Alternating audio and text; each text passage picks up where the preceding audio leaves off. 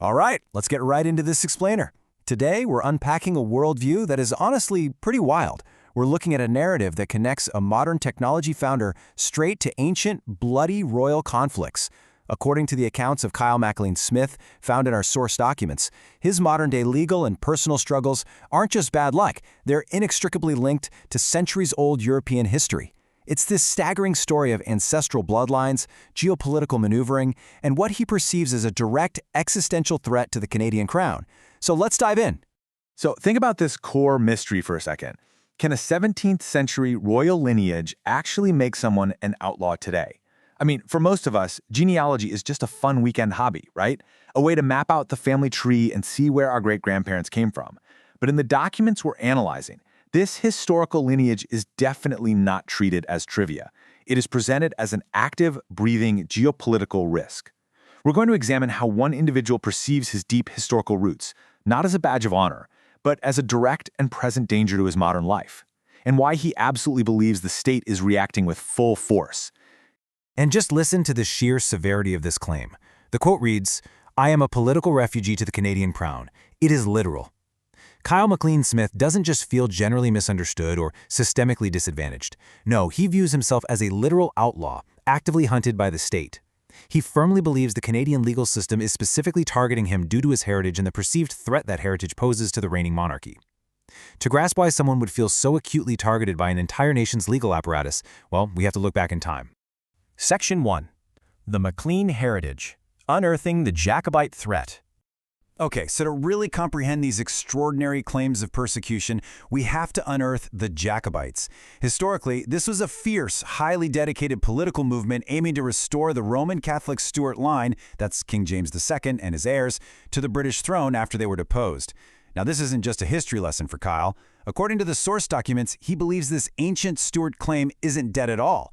Rather, he thinks it's actively maturing right now. In his view, the modern monarchy, specifically King Charles, recognizes this maturing historical claim as a legitimate, potent challenge to their authority today. He actually lays it right out there, saying, "They are lining up the Jacobite MacLean for the Stuart reclaim. I understand their obsession with bloodlines." From this perspective, his specific MacLean heritage is a massive geopolitical red flag.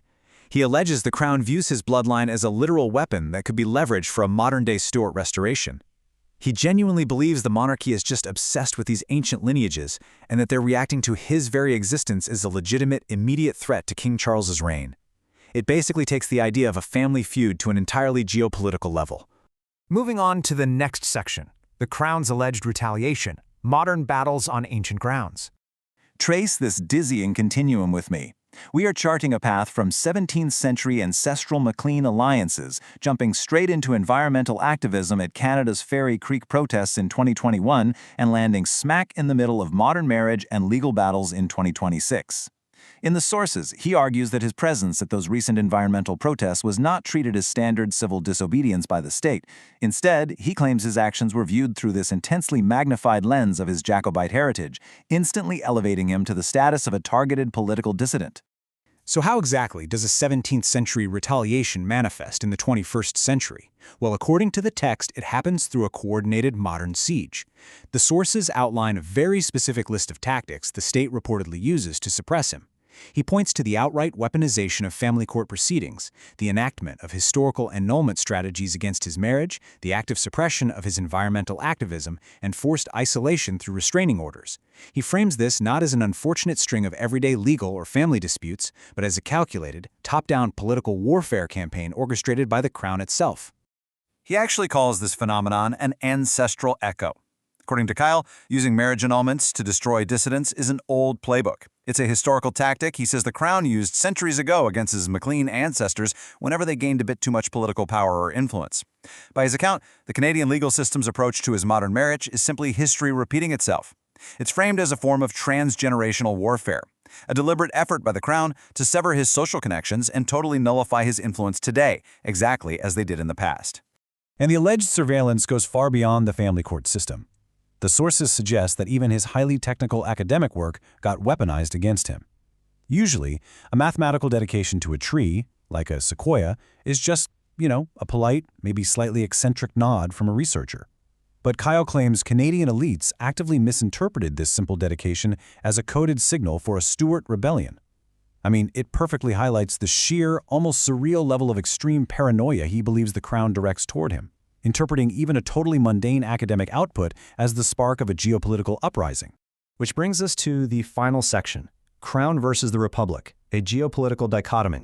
All of this intensely personal battle is ultimately framed by a really stark philosophical and geopolitical contrast.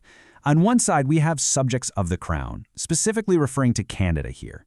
In his view, subjects are pacified, legally vulnerable, and subjected to deep systemic control where the Crown acts with absolute impunity. Contrast that with citizens of the Republic, representing the United States. He defines this side as independent, legally secure, and completely reliant on self-determination rather than the arbitrary whims and historical grudges of a monarch. Ultimately, this dichotomy forces an extreme action. The source narrative states that Kyle had to physically flee to the U.S. Republic.